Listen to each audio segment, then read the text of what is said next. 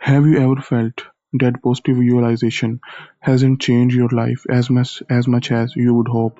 Have you ever wondered why those vision boards and affirmations haven't manifested your dreams? While our culture celebrates the power of positive thinking, 2 decades of research reveal a surprising truth. Fantasizing about success can actually hold you back. In this discussion, we will explore how, from weight loss to career advancement, positive thinking can sometimes backfire. More importantly, you will discover a practical, research backed technique that harnesses both optimism and realism to achieve your goals. Whether you are trying to advance your career, improve your relationships, or make any meaningful kind of change, you will learn why facing reality might be the most positive thing you can do. Dream big, they say. Visualize your best life. Picture yourself crushing your goals. Imagine every detail of your future. Well, here is a twist. 20 years of research suggests this strategy might be exactly what's holding us back. The evidence is both fascinating and a bit unsettling. One study followed a group of women trying to lose weight.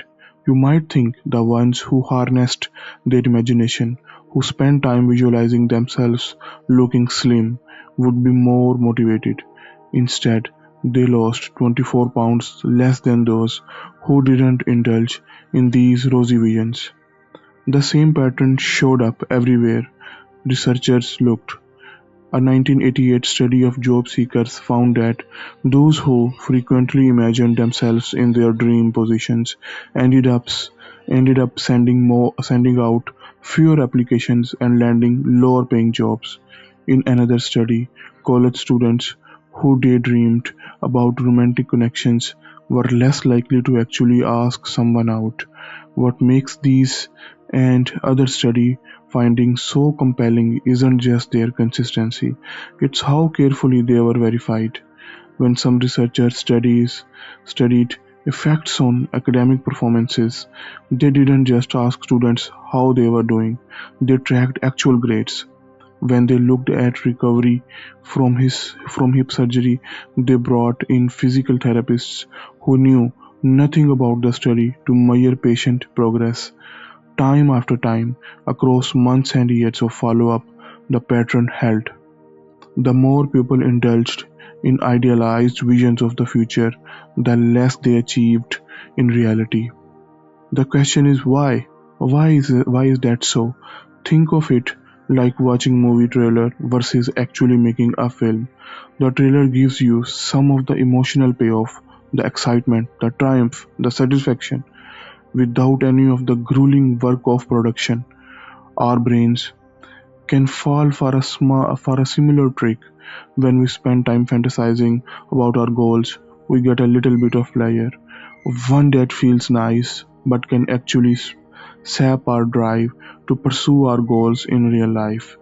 It's not that optimism itself is bad, but rather there is a world of difference between pure fantasy and positive expectations based on experience.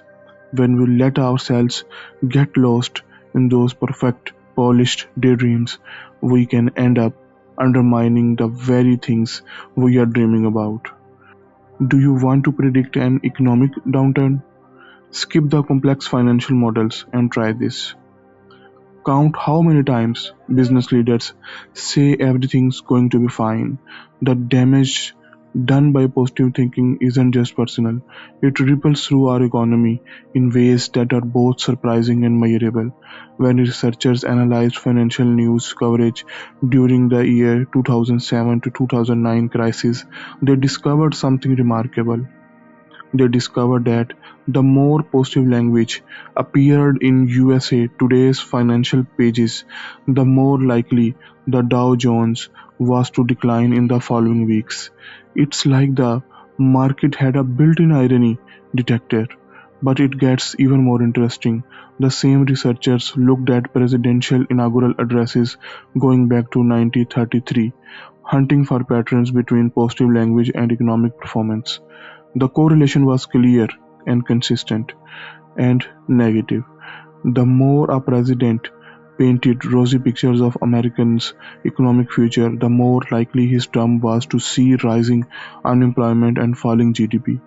All those uplifting speeches might have made us feel better, but actually foreshadowed tough times to come. This pattern plays out in the corporate world, too, where consultants estimate that at least half of all change initiatives fail.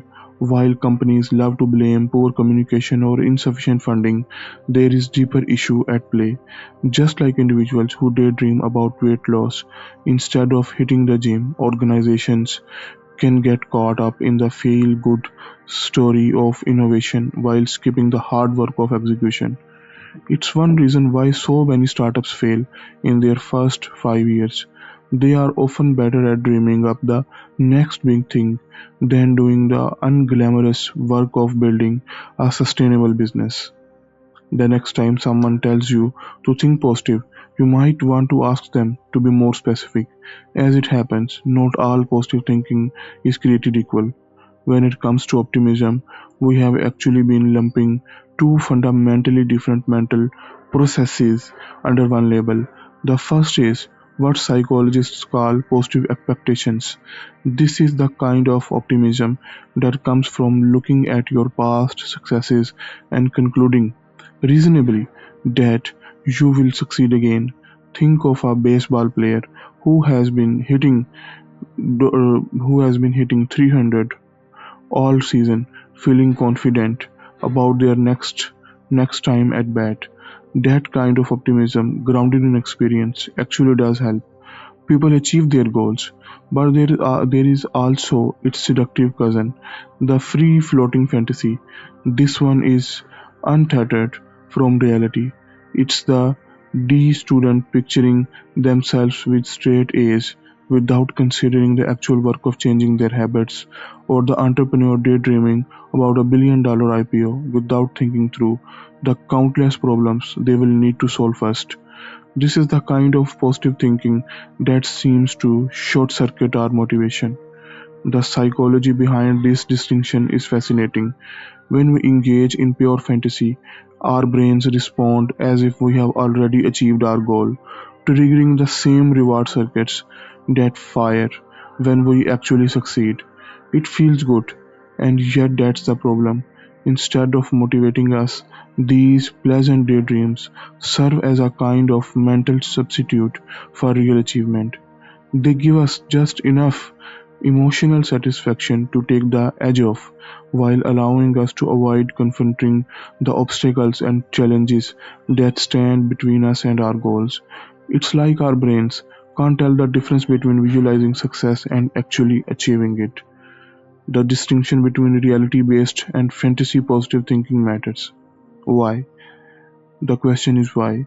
Because Western culture, particularly in the US, has developed an almost religious devotion to positive thinking. We paste inspirational quotes on office walls, tell our kids they can be anything they dream of, and treat any hint of negative thinking as if it's contagious. Indeed, expressing doubt or concern can get you labeled as a downer or not being a team player. This cult of optimism runs so deep that different attitudes can be jarring. In many European countries, people think nothing of answering "How are you?" with an honest account of their troubles, but in the US, people are more likely to habitually give you a positive response regardless of reality. The problem isn't optimism itself, it's that we have stopped distinguishing between grounded confidence and wishful thinking. Understanding this difference and learning to recognize when we are slipping into unproductive fantasy might be the first step toward actually achieving our goals instead of just dreaming about them. So, if simply daydreaming about success can backfire, how should we think about our goals? The author has developed technique that offers the benefit of optimism without its pitfalls. It's called mental contrasting. Let me repeat it again. It's called mental contrasting. Unlike pure positive thinking, this approach harnesses both our dreams and our sense of realism. Here is how it works. First, choose a specific goal that matters to you. It could be anything from improving a relationship to advancing your career. Take a moment to write it down in 3 or 4 keywords. Then, let yourself fully explore the best possible outcome. What would success look like? How would it feel? What would change in your life if you succeed? Give yourself permission to dream vividly and freely. But here is where mental contrasting differs from traditional visualization. After imagining your ideal future, make a pivot. Try to identify the main obstacle standing in your way. What what within you, not external circumstances, makes achieving this goal challenging? Maybe it's self-doubt, procrastination, or fear of conflict. The key is to be honest about internal barriers, as opposed to solely external ones. Research shows this combination is remarkably effective. When people use mental contrasting with achievable goals, they become more energized and take more concrete actions towards success. But equally important, when goals aren't realistic, the technique helps people recognize this fact and redirect their energy towards something more attainable. This selective effect is part of what makes mental contrasting so useful. It's not just about motivation, but about figuring out which goals to pursue. The technique helps you to invest energy where it's likely to pay off, while disengaging from what might waste your time. The research is clear. People who use mental contrasting take more action, make better plans, and ultimately achieve more than those who either just fantasize or just dwell on obstacles. While mental contrasting has demonstrable power, there is a way to make it even more powerful. How? By bridging the gap between recognizing our obstacles and dealing with them when they arise. We do this through an even more powerful technique, WOOP. WOOP. WOOP stands for Wish, Outcome, Obstacle, Plan, and it's that final step that makes all the difference. While the first three steps mirror mental contrasting, WOOP adds a crucial element, creating specific if-then plans for when you encounter your obstacles. This planning step turns insight into action. Here is how to create effective if-then plans. Once you have identified your internal obstacle, ask yourself, when and where is this obstacle most likely to appear? Be specific about it. Then create a clear statement in this format. If obstacle X occurs, then I will take action Y. For example, if your obstacle is procrastination, your plan might be, if I open my laptop and feel the urge to check social media instead of working, then I will immediately close all browser tabs and set a 25-minute timer. If anxiety is holding you back, you might decide, if I feel myself getting nervous before speaking up in the meeting, then I will take 3 deep breaths and remind myself that my perspective also matters. The key is being precise about the trigger, the if, and your response, the then. You can also create plans to prevent obstacles. If I sit down at my desk in the morning, then I will turn off phone notifications. Or you can plan to seize opportunities. If I have a free moment between meetings, then I will review my presentation notes. These if then plans are deceptively powerful. They work by programming your brain to respond automatically when obstacles arise, bypassing the need for in-the-moment willpower. While beginners might take 15 to 20 minutes to work through the entire WOOP process, with practice you can do it in just a few minutes. You can do it mentally during your morning coffee, write it down in a journal, or use it right before facing a challenge. The key is finding a quiet moment to focus. This isn't something to rush through while multitasking. Research shows that combining mental contrasting with these implementation in intentions creates results far beyond using either technique alone. In one study, people trying to break unhealthy snacking habits had significantly more successful with WOOP than with either mental contrasting or implementation intentions by themselves. The technique seems to create a powerful synergy. Mental contrasting helps you identify the right goals and obstacles, while the planning step prepares you to overcome those obstacles when they actually appear. The main takeaway of the discussion to Rethinking Positive Thinking by Gabrielle Oettingen is that pure positive thinking isn't enough to achieve success.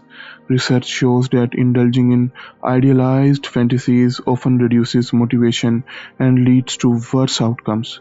Instead, try the WOOP technique. Identify your wish, visualize your outcome, honestly assess internal obstacles, and create specific plans to overcome them. This balanced approach combines realistic optimism with foresight and practical action steps, helping you reach your goals more effectively. It's not about abandoning optimism, but rather grounding it in reality. Okay, that's it for today. We hope you enjoyed it. If you can, please take a time to leave us a feedback. We really appreciate your feedback. Well, see you in the next one.